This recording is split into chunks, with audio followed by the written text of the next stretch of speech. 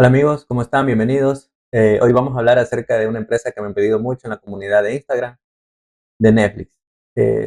Hoy les voy a comentar más o menos qué es lo que pienso de la compañía. No es una tesis completa, ya mucho ojo. Una tesis completa se necesita un poco más de tiempo para estudiarla y tendría que haber estudiado por lo menos unos 2 años atrás y qué es lo que ha venido a hacer la compañía. Obviamente sí se he estudiado todos estos puntos, pero más me he centrado lo que la compañía ha hecho en este último año y qué piensa hacer para los próximos trimestres. Aparte, la tesis va a cambiar en un giro de 360 grados, dado que Netflix va a agregar ahorita a Warner Brothers. Entonces, todo eso prácticamente cambiaría la tesis. Entonces, hoy les voy a explicar más o menos. Vamos a hacer una intro de Netflix, aunque ustedes, ya que me lo pidieron, deberían tener ya conocimiento más o menos de qué se encarga la compañía. Y hoy vamos a evaluar si sería una buena inversión o no a futuro. Recuerda que una inversión en estas compañías, se podría decir megacaps, que capitalizan fuertemente, siempre está pensando entre 1 a 5 años de retorno. Ya, obviamente, como muchos sabrán, esa es mi estrategia. Ya, más o menos, me gusta invertir en compañías que le den equilibrio a mi cartera, muy buenas compañías. También esto depende mucho de cuánto tú vayas a distribuir de tu cartera, de tu dinero, ¿no? Por ejemplo, yo también tengo compañías que son muy volátiles, ya tengo empresas grow que están en pleno crecimiento, tengo que una que dos empresas de especulación, que también me gusta hacer un poco de trading, ya. Obviamente lo mío más me enfoco en estudiar un poco la empresa y ver en qué, bueno, creo que sería para un video para no alargarlo mucho. Entonces, pero en este tipo de empresas sí me gusta más o menos agregarle un 15, un 16% de mi cartera. Más o menos estamos hablando de unos 15,000 a 20,000 dólares o más, dependiendo de la confianza que tú tengas y la convicción que tengas de la empresa. Bueno, para no alargarlos mucho, vamos a estudiar qué es Netflix. Si podrán darse cuenta, bueno, Netflix es uno de los servicios de entretenimiento líderes en el mundo que ofrece una serie de películas, televisión, videojuegos, programación en vivo, una amplia variedad de géneros e idiomas. Su estrategia principal se centra en crecimiento global, una mejora continua de la experiencia y la oferta atractiva para atraer y retener más miembros. Prácticamente es lo que todo el mundo conoce. Netflix tiene una plataforma en la que tú puedes ver películas, actualmente están pasando podcasts, están pasando videos en vivo, la NFL y un poco de cosas más que están implementando. ¿Cómo genera dinero la empresa? El modelo de Netflix es principalmente por suscripción, que es su principal fuente de ingreso.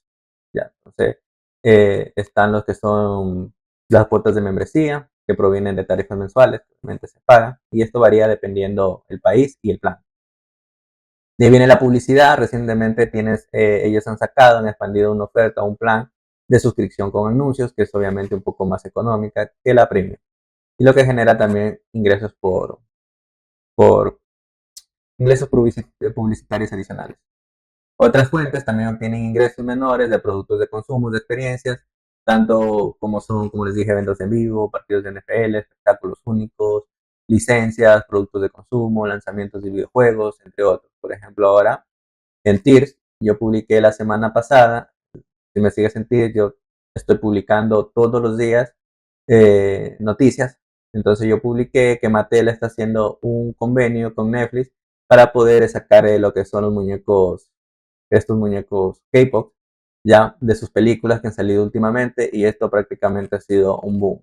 Entonces Mattel también quiere sacar y distribuir estos muñecos y obviamente las licencias, ya los derechos de estos muñecos obviamente los tiene Netflix. Entonces Mattel les paga estos derechos, estas licencias. Pero obviamente estos ingresos no se comparan con sus ingresos, obviamente, streaming, son muy bajos. ¿Ya? Obviamente es un punto para tenerlo a futuro de la compañía, cómo va prácticamente manejando esta parte, ya lo que son todos estos que acabo de explicar, que prácticamente es un 2 o un 3% de sus ingresos totales. Aquí vamos a ver prácticamente dónde se concentra el streaming. Si se dan cuenta, en Estados Unidos, en Canadá, representa un 15%, ¿ya? Aquí comparamos los ingresos del 2025 al 2024 y han crecido un 15% en Estados Unidos. En Europa, Medio Oriente y África ha crecido un 17%. En Latam, América Latina un 11%. En Asia Pacífico un 21%. Entonces, prácticamente sus ingresos han crecido un promedio del 16%, comparando el 2024 con el 2025. que más o menos dieron 45 mil millones de dólares. En total, ellos presentaron 48 mil millones. Aquí están los 3 mil millones que vienen de los ingresos por esta parte que acabé de explicar recién. Vamos a ver aquí el desempeño financiero de la empresa. Entonces aquí les voy a explicar lo más, se podría decir, porque es un poco confuso esta tabla, lo voy a explicar lo más despacio posible. ¿Ya? Si ustedes ven aquí, esta parte de aquí son los resultados, la que estoy señalando aquí, del 31 de diciembre del 2025. ¿Ya? Esto fue lo que presentó la compañía. Estos son los resultados trimestrales. Presentó ingresos por 12 mil millones, un EBITDA de 3.177 millones, presentó márgenes por 26.37 millones. Esto de aquí me gustó mucho. Ya les explico después. Un EBIT de 24%, que más o menos estamos hablando casi de 3 mil millones de dólares, que son 2.956. Un net income de 2.418 y un EPS de 0.50. Este EPS ajustado o EPS GAT prácticamente aquí es lo mismo porque no hay ajustes. Entonces esto prácticamente la diferencia es cuando hay ajustes contables por una u otra serie de cosas que saben pasar. Este CFOL prácticamente significa la caja que hace la compañía a través de sus actividades operativas. ¿Ya? Esto lo encontramos en en el estado de flujo de efectivo.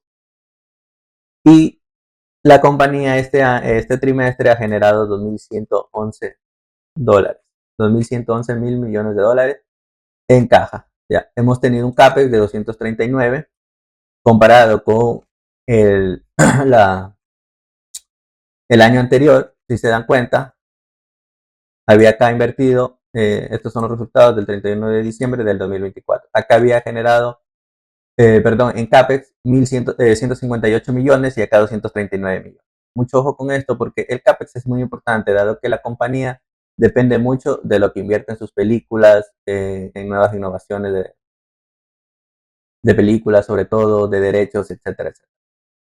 Ya, y este es su free cash flow. Bueno, este de aquí casi no le tomo mucho en cuenta porque ellos lo calculan en base al CAPEX total y no lo dividen por el CAPEX de mantenimiento y CAPEX de crecimiento, ¿ya?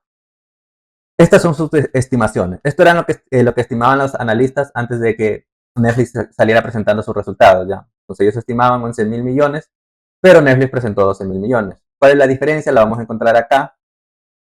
Esta parte de aquí, esta es la diferencia, que los resultados coincidieron un 0.70% de lo que estimaban sus analistas. Esto es muy bueno, ¿ya? En el EBITDA igual, un 4.39%.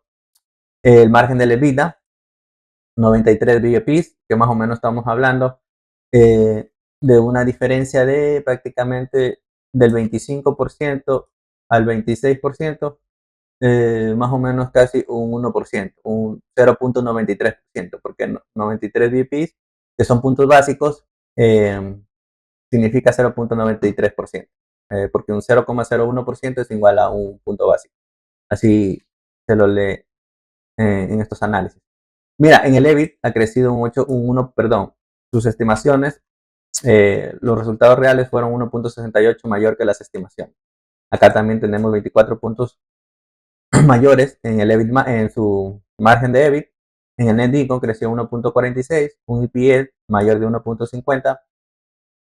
Acá un CFO, esto era lo que les decía y esto fue uno de lo que me ha gustado de estos análisis, que su caja sigue creciendo fuertemente un 27%. Eso es lo que más me ha encantado en el trimestre del año 2025, que su flujo de caja sigue creciendo. ¿Ya? Ahora, ¿qué está pasando, digamos, los resultados del año 2025 con el 2024? ¿En qué crecieron? Aquí está el porcentaje de crecimiento de año a año. Al 31 de diciembre del 2024 y el 31 de diciembre del 2025 pasaron de 10 mil millones a facturar a 12 mil millones, es decir, un crecimiento del 17.61%. Igual acá en el EBIT creció en un año un 31%, acá creció un 2.81%, tuvo un margen EBIT del 30% de crecimiento, un net income de 29.43% y su EPS creció un 31.15%, también un punto que me gustó mucho, dado que aquí, bueno, han estado haciendo muchas recompras de acciones y también, si te das cuenta, En el margen aquí, aquí de 235 puntos básicos, también me está gustando. ¿Por qué? Porque prácticamente pasaron de 22%, tener un margen de EBIT de 22% a 24%. ¿Qué significa esto? Que obviamente los costos los están manejando de una forma más organizada, se podría decir, para que estos puedan estar disminuyendo y se pueda amortizar a más películas, obviamente a más consumidores, ¿ya? Eh, Asimismo, su caja, mira, su caja creció un 37% y su EPS creció un 31%. Ahora acá vamos a ver una comparación del trimestre anterior, en este caso con el corte del 30 de septiembre del 2025 al corte del 31 de diciembre del 2025, que es lo que está acá la comparación. Aquí prácticamente lo que te debes fijar y lo que yo me fijo aquí en ciertas compañías es que, por ejemplo, aquí el ingreso te sigue creciendo. Dado que si el ingreso te sigue creciendo, la compañía sigue creciendo. Muchos de los aspectos que tú ves acá, esto de aquí varía.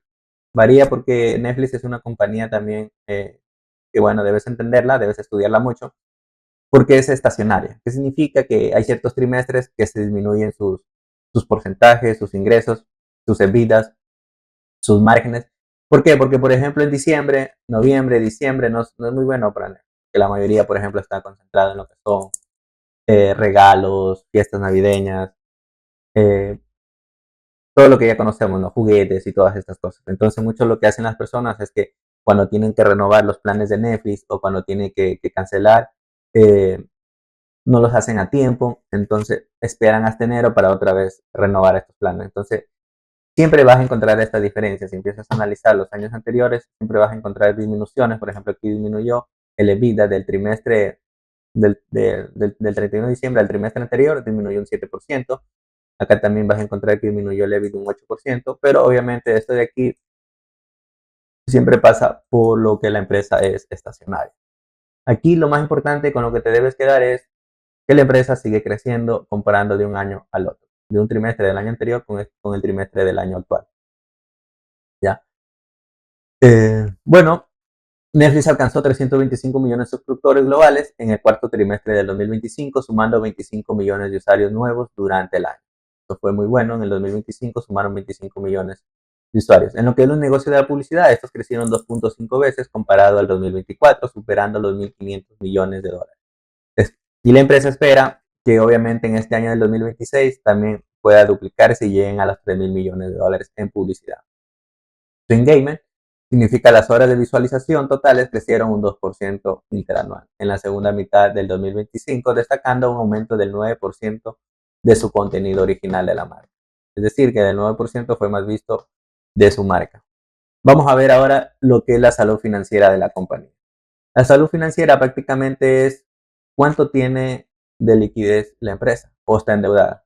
Entonces aquí vamos a comparar el total de caja, la caja disponible más sus inversiones a corto plazo con su deuda. ¿Te das cuenta? Aquí tenemos un resumen del año 2021 al año 2020. Ya, no los voy a explicar por año. Ustedes pueden ver aquí más o menos en moradito la deuda que ha ido disminuyendo de 18 millones, pasó a 16 mil millones. Y lo que es caja pasó en el 2021 de tener 6 mil millones a tener 9 mil millones, que es prácticamente lo que estamos viendo que su CIFOR ha ido creciendo en el transcurso de estos años. Sus intereses, esto de aquí es lo que la compañía actualmente está pagando anual. Ya, esto es lo que pagaban por todos estos años. En el último año, es decir, en el 2025, pagó 776 millones solo en intereses por esta deuda que tiene. ¿Qué significa esto? 16 mil millones menos 9 mil que tengo en caja. Prácticamente estoy hablando que tengo una deuda de casi 7 mil a 8 mil millones de dólares. ¿Ya? ¿Qué es la diferencia de tu deuda menos lo que tienes en caja? Ahora vamos a destacar puntos importantes que ha hablado los directivos en esta última presentación, ¿verdad? Hablaron del acuerdo de Netflix que tienen con Warner Brothers, ya, de incluirla por 72 mil millones de dólares. Tienen además un financiamiento, ya tienen un acuerdo financiado para poder comprar la empresa, ya. Y así también hablaron de suspender el programa de recompra de acciones durante el 2025, ya que la empresa había recomprado 5 millones de acciones. Estamos hablando de 9.100 millones de dólares que se van a pausar para poder ejecutar esta compra. También es importante recalcar lo que hizo Netflix en el año 2025, que fue el split de acciones, que se realizó el 14 de noviembre del 2025, dado que una acción valía $1.000. Cuando hizo esta división, tu acción ya se había descontado a $100, pero te habían dado 9 acciones más.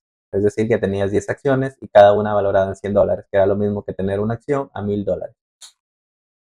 ¿Qué es lo que espera el equipo directivo para el año 2026? La dirección proporciona una guía optimista, tiene ingresos proyectados entre 50.000 a 51.000 millones de dólares. Es decir, que estos van a crecer un 12 a un 14%. Tenemos un margen operativo del 31.5%. El margen operativo anterior fue de 31.3%. Es decir, que vamos a tener un crecimiento de 2 puntos básicos porcentuales, a pesar de los costos de integración de la adquisición de Warner Bros. A pesar de que van a tener más gastos, más costos, por esta adquisición ellos se han proyectado esto. Y esto de aquí es muy importante seguir analizando para los próximos earnings que va a presentar la empresa. ¿Cómo puede afectar el acuerdo de Warner Brothers? Bueno, lo que va a afectar es que prácticamente ya va más allá de sus 9.000 millones que tiene en caja, ¿verdad? Porque va a buscar financiamiento, más o menos necesitaría unos 42.000 a 59.000 millones, ya tiene un préstamo prácticamente preaprobado, ya que necesitaría. Y si faltara dinero, ellos dijeron que lo iban a hacer a través de una emisión de bonos. Fuentes de financiamiento, tenemos el préstamo puente que acabamos de hablar y los flujos de caja futuro que vaya presentando la compañía. ¿Cómo puede impactar esto al balance? Su balance actual tiene una deuda de 14.000 millones y un capital de 25.000 millones. Entonces prácticamente estamos viendo que esto es algo que Netflix lo puede manejar, dado que su carga adicional de proyecciones de flujo son positivas. Es decir, que si la compañía tiene un trimestre malo, prácticamente lo van a castigar, porque ellos están haciendo proyecciones a futuro de caja, de efectivo, muy buenos. Ya, prácticamente están diciendo, como dije aquí, van a crecer su margen operativo un 31.5%. La deuda neta crecerá a 63.000 millones, ya llevando una deuda EBITDA de 1.5 a 4.5 o a 5 temporalmente. Entonces, ¿esto por qué es muy importante la deuda EBITDA? Porque una deuda EBITDA mayor a 5 veces prácticamente es peligroso porque puede llevar a la quiebra de la empresa. Mucho ojo, entonces vamos a ver esto cómo lo manejaría Netflix. Esto sobre todo esta deuda de aquí. Los activos obviamente van a aumentar por su IP, que son lo que tiene prácticamente Warner Brothers, que es sus activos, ¿cómo se dice? Se me fue el nombre. Sus activos, ay, se me fue el nombre. Bueno, lo más valioso de la empresa, digamos, obviamente ellos más se centran en lo que es su goodwill y sus activos intangibles. Eso es todo. Por eso, si ustedes revisan el balance de la empresa, su goodwill y sus activos intangibles, ¿cuáles son sus activos intangibles? Obviamente, los derechos y las patentes que tiene la empresa de sus películas y de todas sus series, ¿no? Entonces, el capital ha ido mejorando y obviamente lo que se va disminuyendo es su ratio de liquidez inicial por la deuda que va. Sin embargo, los pasivos, ellos tienen proyectados que con la nueva adquisición van a crecer sus flujos de efectivo en un 10%. O sea, esa es su nueva proyección. Entonces, vamos a ver, prácticamente aquí lo que te está diciendo es que con el nuevo negocio que yo voy a adquirir, pienso que mi dinero a futuro va a crecer un 10%. Vamos a ver una recuperación proyectada. Netflix capitalizará sus gastos en películas y series, como los derechos de HBO o DC de Warner Brothers. Entonces, estos más o menos los van amortizándolos a 4 años en los libros contables. Entonces, al mejorar la eficiencia de post-adquisición, esperan que esta amortización genere un 10% anual, equivalente a 5.000 o a 6.000 millones de dólares extra en liquidez, que es lo que prácticamente hablamos acá, en sus pasivos, y van disminuyendo. Entonces, ¿cuáles son estos flujos de caja y los servicios de deuda? Prácticamente, ¿qué es lo que se espera? Se espera que los CF, que son la caja por actividades operativas, que crezca de 8 a 10 mil millones de dólares. ¿Ya? Esto creció en el año 2025 y sus márgenes operativos, vuelvo y repito, fueron del 31.5% gracias a sus 325 millones de suscriptores. ¿Qué es lo que se espera después de la compra? Que esto crezca cómodamente, cubra unos intereses de 1 a 2 mil millones de dólares. Es decir, que en la parte de arriba Netflix estaba pagando 766 millones. Quiere la nueva deuda, más o menos va a estar pagando de 1.000 a 2 mil millones de dólares en intereses, que rondan las tasas del 5 al 6%. El EBITDA supera 4 veces los pagos de las deudas, incluso en un pico de apalancamiento. ¿Ya?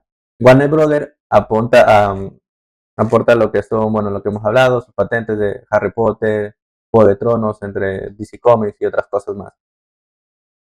Pero mucho ojo, dado que Warner Brothers no genera caja inmediata, sino ingresos futuros que acelera la amortización grupal. Esto de aquí ya te lo voy a explicar más abajo, que vamos a analizar prácticamente eh, qué es lo que está haciendo Warner Brothers actualmente, qué es lo que ha hecho su empresa. Los analistas no han publicado estimaciones específicas y unánimes del ROI. ¿Por qué? Porque si yo voy a comprar algo, estoy comprando un negocio, digo, bueno, yo compro un negocio para tener rentabilidades, ¿no? Para tener un buen retorno de mi capital. Entonces todavía los analistas no saben cuánto les va a generar de retorno por la adquisición de Warner Bros., ya que están en temprana fase del acuerdo. Porque estos acuerdos, si ustedes saben bien, se demoran de 12 a 18 meses. Entonces en la conference call de los earnings tampoco la directiva se pronunció con un ROI, la directiva tampoco nos dijo nada acerca de su retorno de capital. Esto es muy importante porque el hecho de que, bueno, yo he visto muchos comentarios en internet, ya en las páginas que dicen, wow, Netflix se va a comer a todos los demás streamers. Sí es verdad, porque obviamente en el punto de simple vista verlo así, Netflix prácticamente va a ser casi un monopolio de streaming, por lo que va a tener, obviamente tiene su competencia de Amazon, Apple TV y Disney, ¿no? Pero tampoco, si vamos a los números, vamos a la parte cualitativa y el análisis de qué está detrás de todo esto. Están las deudas, están los gastos exagerados. Warner Brothers no es una compañía que ha generado utilidades consistentemente o ha generado caja consistentemente, ¿no? Incluso vamos a ver que está súper endeudada. Por ejemplo, un gran ejemplo es que Microsoft adquirió Activision, pero sin embargo en su segmento gaming todavía sigue decreciendo en la última presentación que hizo esta semana. Entonces, mucho ojo con eso, ¿no? Significa de que porque adquieras una super empresa y ya te va a generar retornos futuros, ¿no? Todo depende de qué bien, aquí, esto es muy importante y grábenselo, todo depende de qué tan bien lo haga el equipo directivo. O sea, qué tan bien lo haga. Por eso que vamos a ver, bueno, ya vamos a seguirlo explicando, me adelanté un poco. Análisis como Jeffries y Weinstein ven esta adquisición a muy largo plazo, algo que yo también lo veo, con un ROI implícito superando el WACC, que significa el costo promedio de capital. Más o menos ellos estiman un costo promedio de capital de entre 8 al 10%, gracias a sus 2.3 mil millones anuales de sinergias en costos. ¿Qué significa esto? De 2.000 a 3.000 millones anuales de sinergias en costos, que ellos prácticamente van a tratar de reducir esos costos, de manejarlos de manera que puedan reducirse. ¿Por qué? Porque al momento que yo quiera la empresa, entonces tengo dos departamentos de recursos humanos, tengo dos departamentos de finanzas, tengo dos departamentos de contabilidad, ¿verdad? Tengo el departamento de contabilidad de Warner Bros., tengo el departamento de contabilidad de Netflix. Entonces ellos lo que piensan hacer es unir esos departamentos, ir reduciendo sus costos y todo eso va mejorando sus márgenes combinados. Entonces más o menos ellos estiman un margen elevándose al 35%. Proyecciones claves después de la adquisición, bueno, esto ya los hemos visto, que se estiman de un 12-15% a partir del año 2029, perdón, impulsando por las patentes de HBO y Warner Bros. Estos pueden generar un retorno del 20% en su contenido propio versus su capital. Y esto también va a ayudar a modelos de expansión de márgenes y suscriptores. Esto ya lo hemos hablado. Del 10% que se va a aumentar, estiman que se aumente en su caja de flujos operativos. Ya, más o menos esto podría cubrir la deuda y ellos ven, aquí, perdón, ellos ven que con ese por ciento pueden cubrir la deuda, pueden cubrir los intereses y ven un múltiplo que baje de 2.3 veces EV/EBITDA en los próximos 3 años. ¿Ya?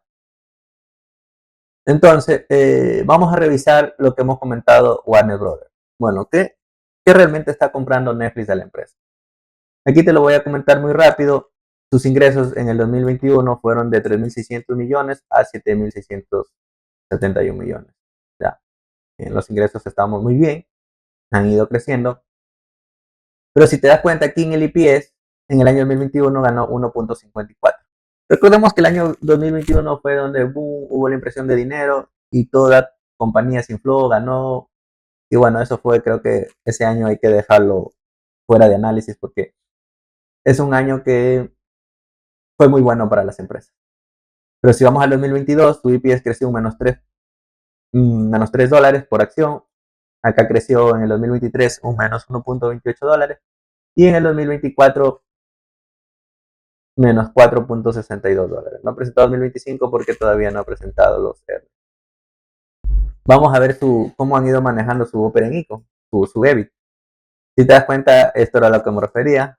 Tenemos un EBIT de 2.073 millones, un EBIT negativo en el 2022 y en el 2024, bueno, aquí no tengo valor en el 2023, pero en el 2024 de menos 2.200 pasó de 634 millones. O sea, si esto lo compara con Netflix, Netflix estaba más o menos ganando unas 3 a 4 veces mejor en lo que son márgenes, EPS y en lo que son ingresos 2 veces mucho mejor.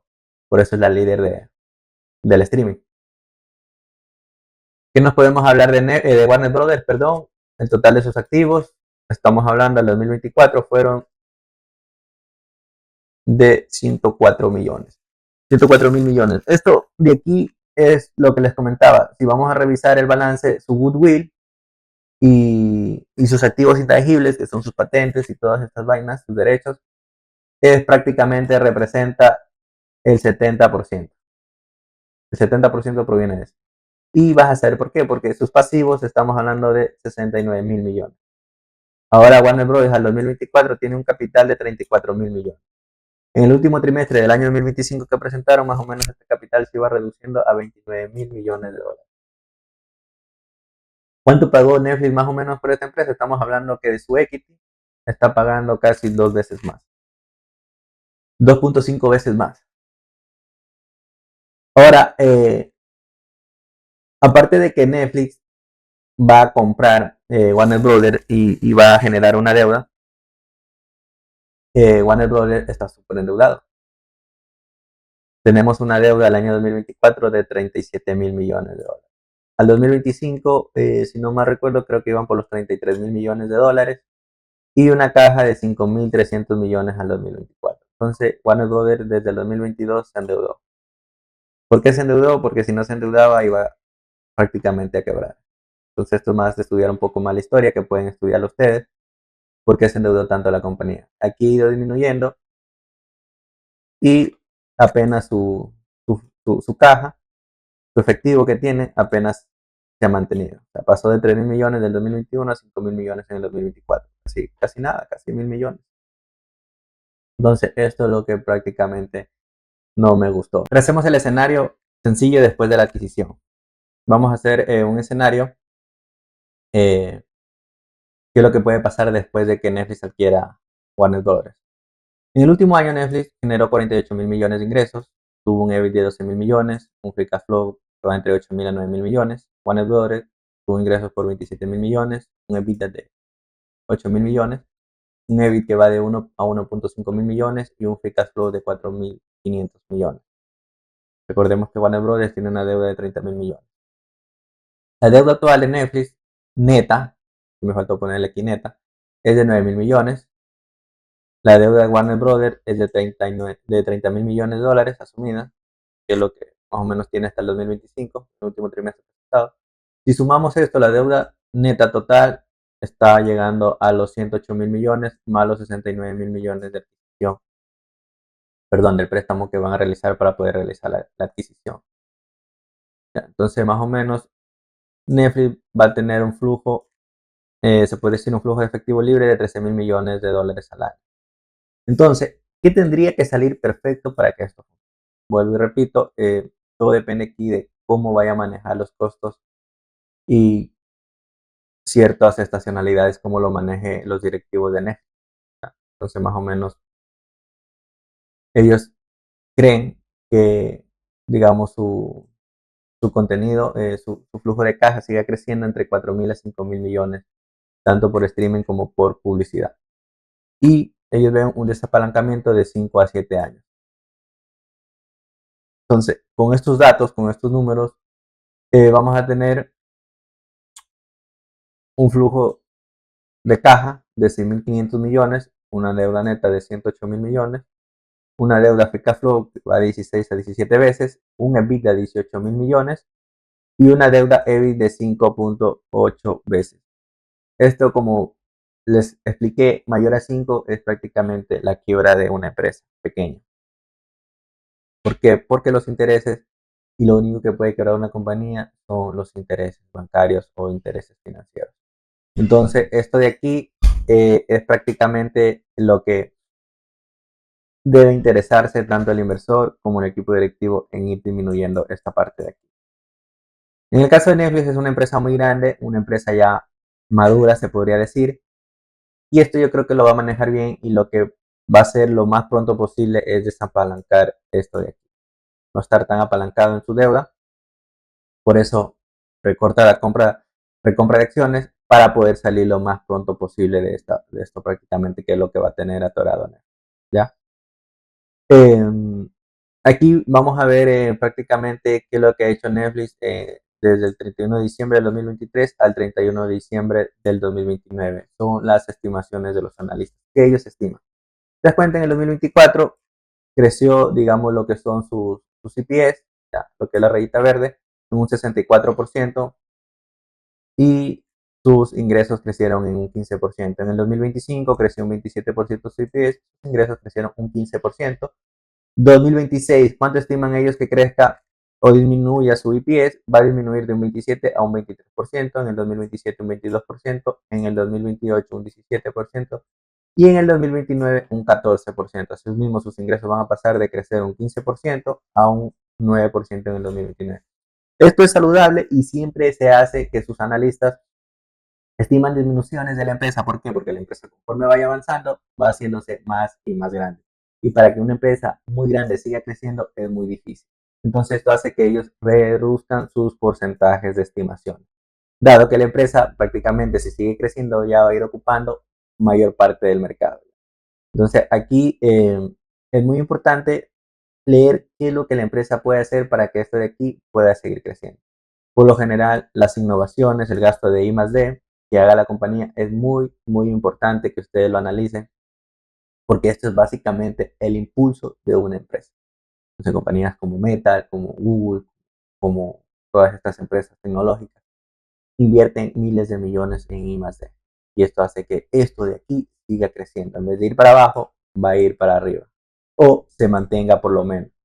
Entonces son compañías que son demasiado grandes, capitalizaciones de 2 trillones, 3 trillones de dólares, 1.5 trillones de dólares, ingresos desorbitantes. Sin embargo, crecen a 2 dígitos, 15%, 12%. Eso es una locura. ¿Por qué? Porque sus inversiones en I+D son cada vez más grandes. En el caso de Netflix, me gusta mucho que quieren hacer parques estilo Disney.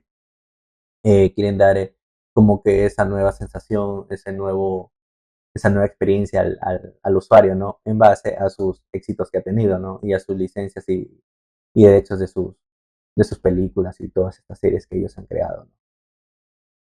Eh, Mayor gasto en contenido de adquisición. Netflix planea elevar inversión en películas, series y absorber los costos de Warner Brothers, impactando márgenes operativos y EPS del 2026 y 2020. Ya, eso significa que por eso que el EPS va reduciendo, porque ellos cada vez tienen que seguir lanzando películas.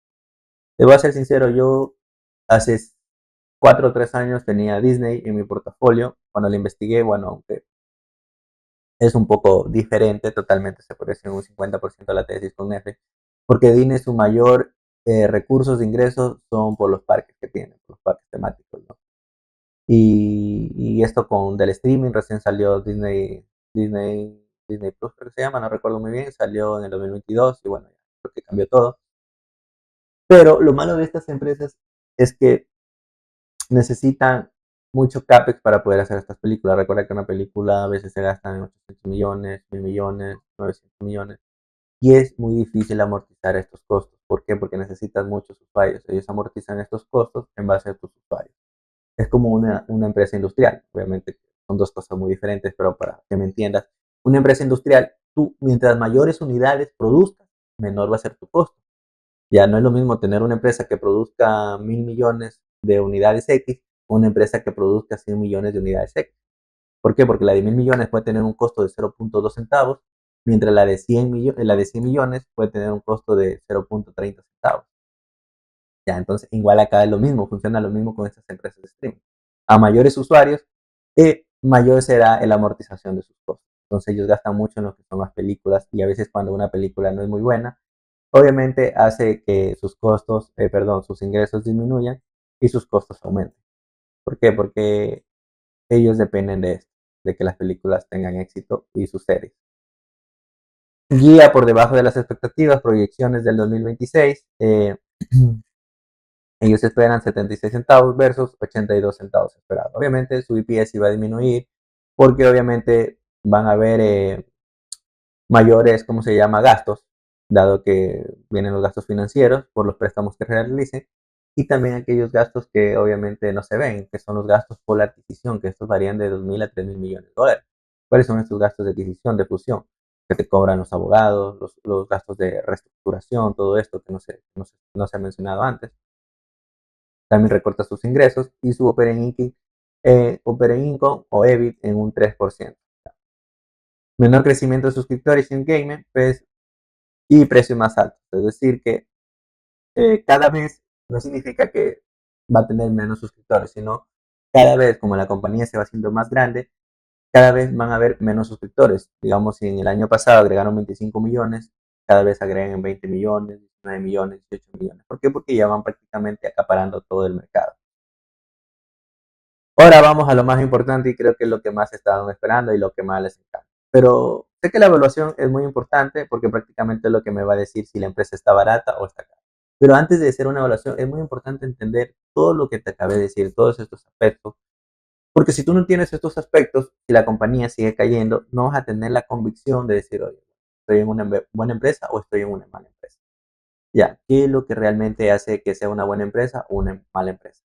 El equipo directivo y cómo va a manejar todo lo que te acabé de decir, la deuda, cómo va a manejar los márgenes, cómo va a manejar la reestructuración de estos costos, cómo va a ser para desampalancar ese EBITDA que está demasiado fuerte, ¿ya?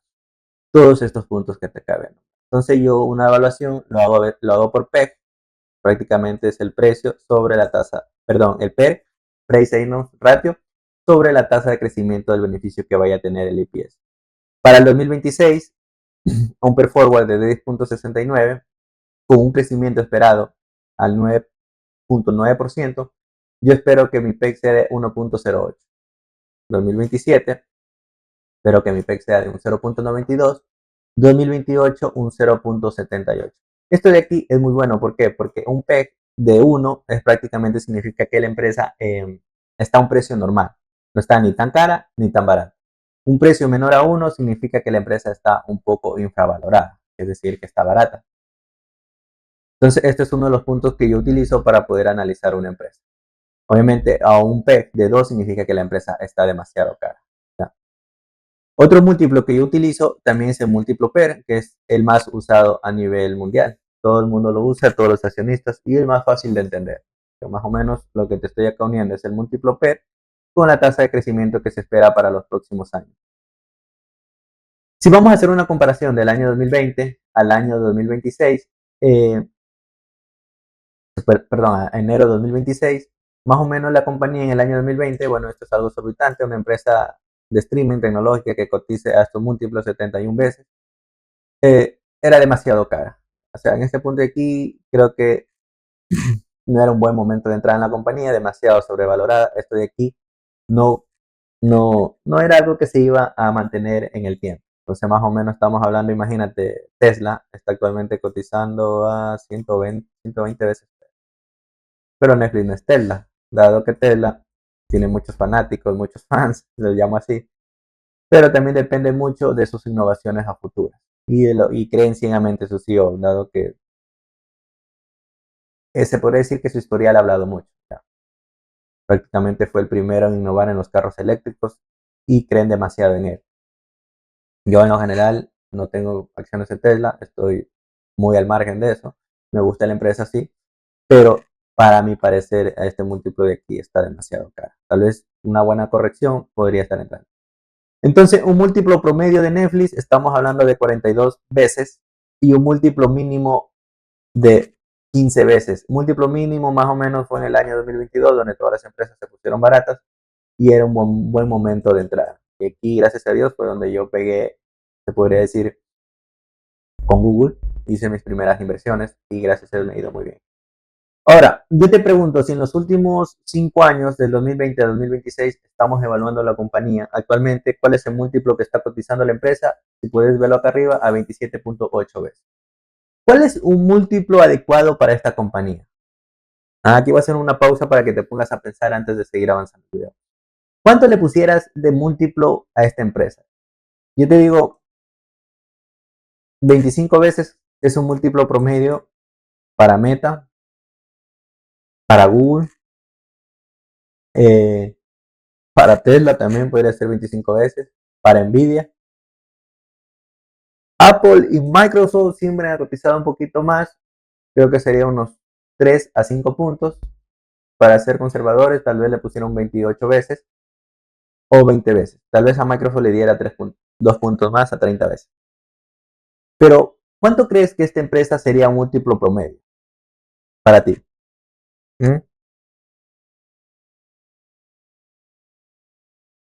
Eh, el múltiplo promedio que yo le voy a poner a esta empresa, a esta compañía, va a ser de 25 veces. Yo la voy a evaluar a 25 veces.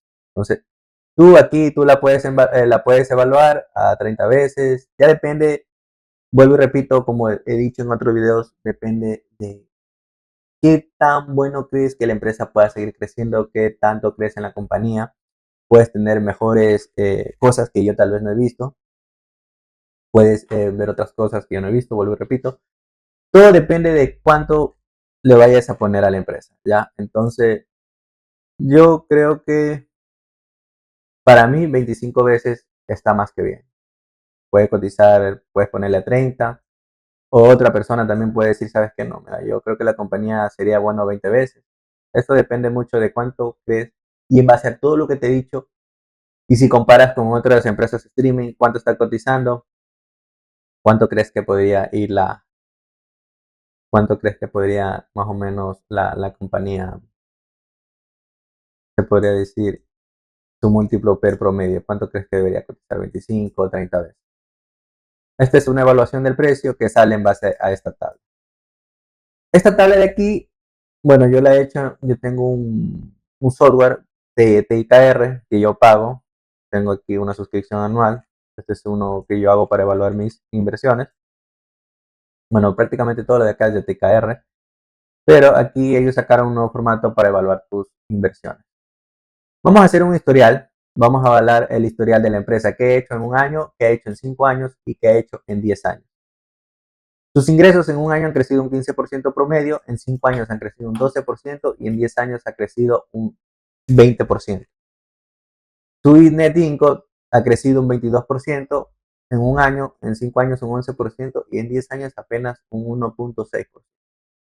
Pero si te das cuenta que su EPS acá, sus porcentajes son, imagínate, pasó de un 27 en un año a un 58% y esto se debe mucho a la recompra de acciones. Como no van a haber recompra de acciones en los próximos años, por lo que la adquisición de Warner Brothers, y esto ha provocado que esto de aquí pueda disminuirse fuertemente y hace que los analistas también tengan miedo, porque a menor crecimiento de EPS, menor rentabilidad va a tener el inversor. ¿Ya? Este de aquí es el cambio de su múltiplo PER, ha disminuido 22 veces en un año, 13 veces en 5 años y 27 veces en 10 años. ¿Por qué? Por esto que te vuelvo aquí a mostrar. 77 veces una empresa, 77 veces PER, que cotice casi 80 veces, no era un múltiplo adecuado para esta compañía con estos márgenes. Entonces esto ha ido que el PER se vaya contrayendo. Recuerda aquí, los 3 puntos más importantes que debe tener un inversor presente siempre son, si la empresa, eh, si su EPS está creciendo, bueno, los 4 puntos más importantes que un inversor debería tener en cuenta. Primero, si su EPS está creciendo. Segundo, si su flujo de caja operativo está creciendo. Tercero, si su dividendo está creciendo. Y cuarto, si su PER se está expandiendo o se está contrayendo. ¿Por qué? Porque esto prácticamente es lo que genera el retorno a una compañía, perdón, a un inversor. Es lo que genera el retorno, lo que tú vas a tener. Digamos, si yo veo que mi EPS está creciendo, pero prácticamente el retorno es menor. ¿Por qué? Porque el PER se está contrayendo. ¿Ya? Entonces, ¿por qué pasa esto? ¿Por qué? Porque por mayor beneficio que vaya a tener, si tengo un PER menor, la acción no va a seguir creciendo. Si no se mantiene, se estanca, sigue lateral. Entonces, estos 4 puntos es muy importante al momento de analizar y evaluar una empresa. Entonces, en el último año, la empresa llegó a cotizar a $97, en los últimos 5 años, $53, y en 10 años valía $9 con 41 centavos. Imagínate, si tú hace 10 años hubieras invertido en Netflix, hubieras tenido una rentabilidad del 800%. Una locura, ¿no? Multiplicado por 8 veces. Tu retorno anual en un año es negativo. Eso es lo que siempre explico. Si vas a analizar una compañía y vas a invertir en esta empresa, siempre enfócate a largo plazo. Siempre debes enfocarte a 5 años. Me acuerdo que alguien me escribió por Instagram y me decía, tengo $10,000, ¿qué puedo hacer en un año? ¿Cuál crees que es la compañía que me va a generar mayor retorno en un año? Eso no se llama inversión, se llama especulación.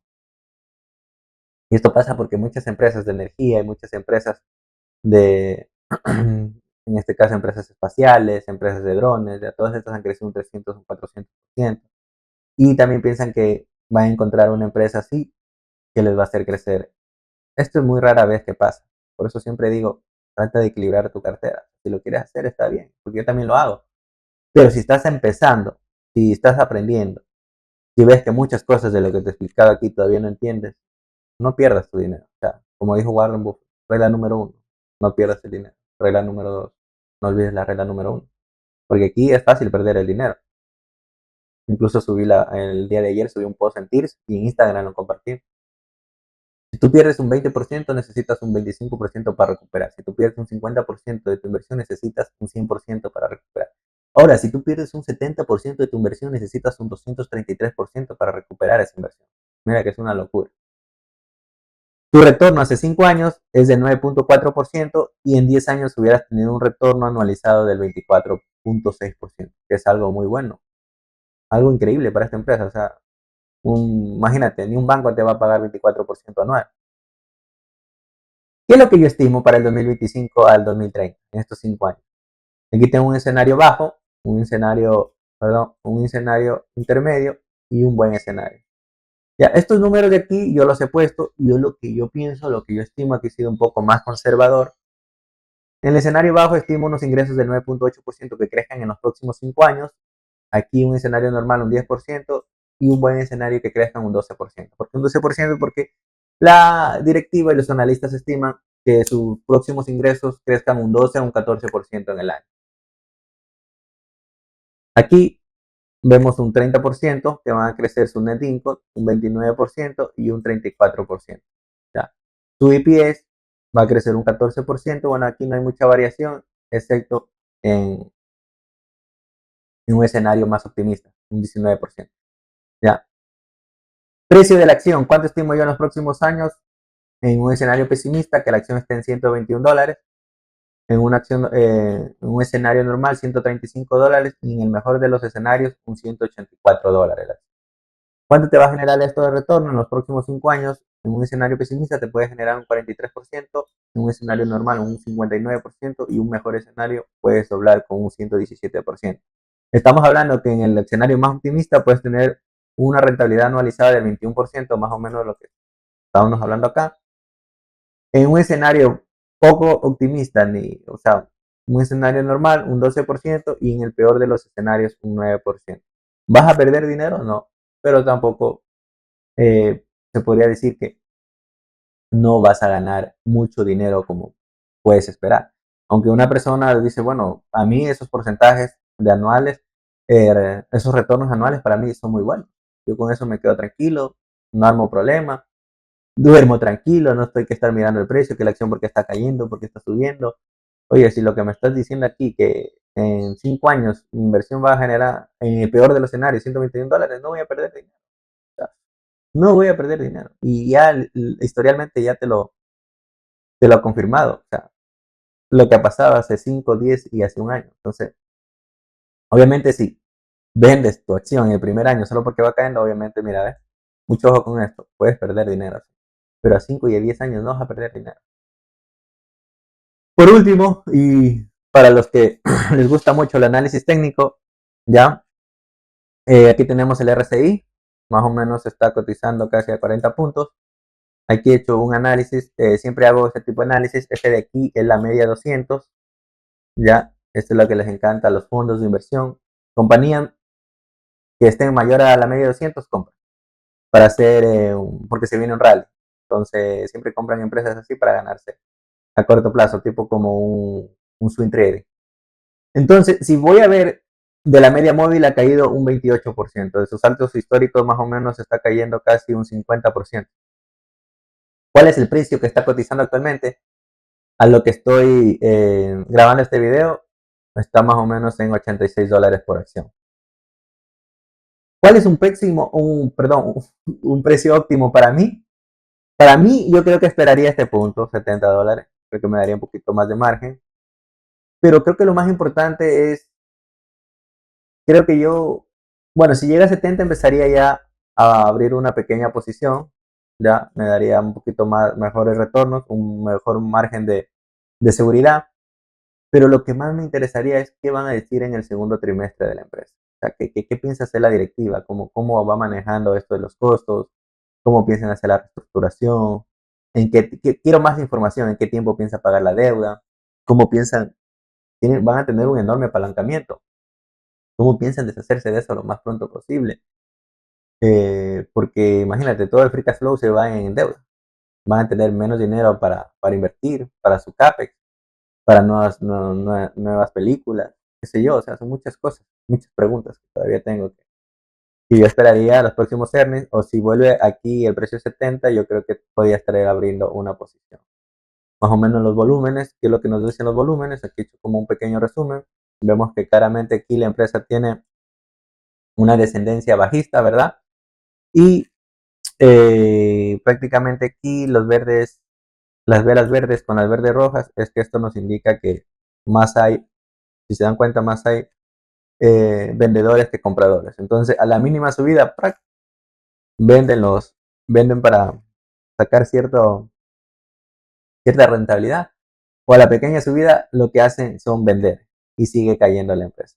Entonces, esto indica que los compradores siguen defendiendo su zona, ¿verdad? Mientras que los vendedores están aprovechando cualquier rebote, lo que explico, para poder vender y deshacerse las acciones.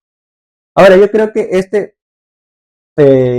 no soy brujo, ¿no? Ni tengo, pero esto más o menos, yo creo que esto va a mantenerse aquí lateral, va a ser algo así, hasta que nos digan algo las próximas earnings, o hasta que salga una noticia o el equipo directivo, no se sabe, que vaya a salir después, eh, nos diga algo.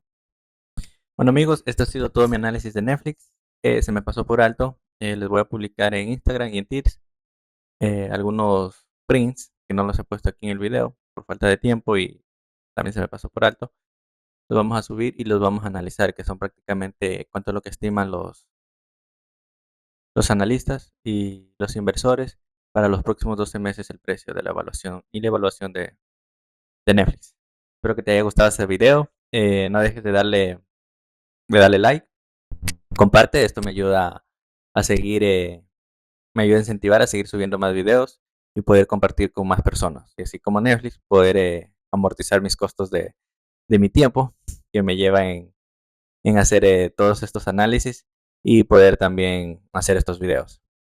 Por último, quiero hacer un pequeño speech de marketing. Nosotros aquí, si me estás viendo desde Ecuador, tenemos una firma contable. Damos asesoría tanto en contabilidad, tributación y finanzas. Contamos con un equipo, contamos con los mejores profesionales, cada uno eh, con muy buenos conocimientos en su rama. También tenemos auditoría. Te vamos a dejar acá abajo el contacto y no dudes en escribirnos. Así que nos vemos a la próxima.